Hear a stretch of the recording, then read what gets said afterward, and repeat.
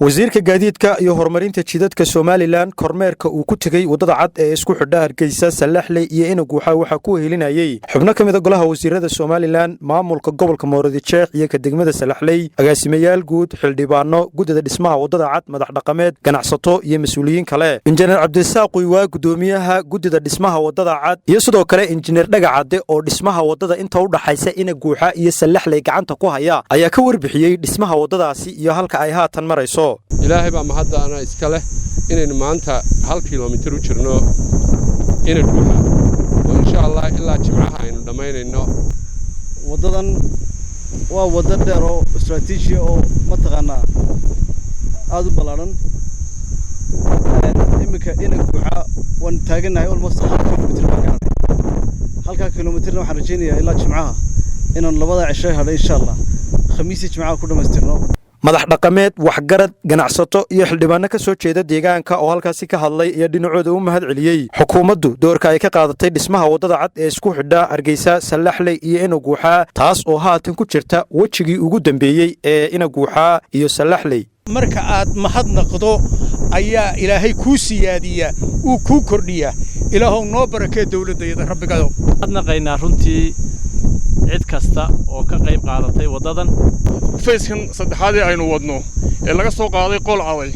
runtii bilowgii ugu horeeyay waxa qayb weyn ka ahayd wasaaradda jidadka iyo gaadiidka runtii aad iyo aad baan ugu mahadnaqaynaa alxamdulillah mar haddii mar labaad alla soo ambaqaaday oo halkeedii insha Allah ay ku noqon doonto alxamdulillah waa ilaahay maadis waqtigu igu yahay maadaama la soo xuso la yiri ragii kaalinta weyn ka qaadan jiray rag kamid ah maanta inala jooga halkana maanta taagiga iyo tiba ka miisaya $500 horta waan dhiibaya sidoo kale gudoomiyaha gobolka Maroodijeex iyo maayarka degmada Salaxley ayaa halkaasi ka hadlay waxaana ay xuseen runtii waa wada taariikhi ah oo Somaliland iyo runtii geeska Afrika ba laga yaqaano iyo wadamada aynu dariska nahay waa wada muddo dheer soo jirtay runtii tacabka ka muuqda iyo horumarkaasina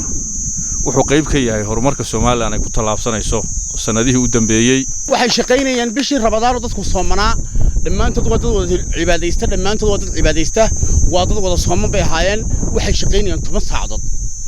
intii Ramadaantii ka dambeysana waxay shaqaynayaan 12 saacadood bay shaqaynayaan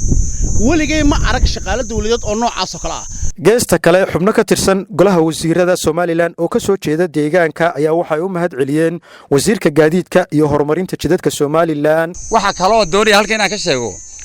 taasi waxay muujinaysaa shaqaale dawladdu inay shaqeeyaan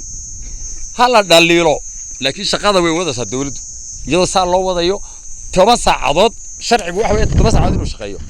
haddana waxay doorteen inay 10 shaqeeyaan waxa weeyaan wixii loo dhaqaaqo horta iska dhamaadeen kasta la gaato Roma maalin lama dhisin marka hore waxaan u mahad celinaynaa oo mahadnaqaynaa dawladahan waxaan aad iyo aad u mahadnaqa badan u qaadano Cabdullaahi Dimaantoon ku lamaanayo laakiin waxaan aad ugu sii mahadnaqaynaa wasaaradda wadooyinka iyo wasaaradda gaadiidka iyo horumarinta jidadka ugu dambeyn wasiirka gaadiidka iyo horumarinta jidadka Somaliland Cabdilaahi Cabakar Cismaan ayaa halkaasi ka hadlay gudidaas waxa kale oo doonay halkan ka cadeeyo dawladdu waxay gaar u leedahay ma jirto dawladdu waxay ku shaqeysaa waa lacagta idin kale ka qaado jeebadihiin sigaarka cabaysaan koobka shaad cabayso intaad cunayso cashuur baa saaran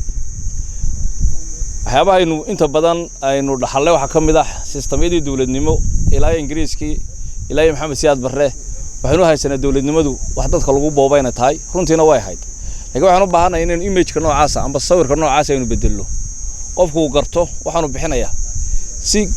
guud inay ugu soo noqonayso bulshada deegaanka iyo gudida dhismaha wadada cad ayaa ugu dambeyn wasiirka waxa ay abaalgud ay uga dhigeen hal iyo nirig Mawlid Maxamed Saciid warbaahinta qaranka degmada Salaxley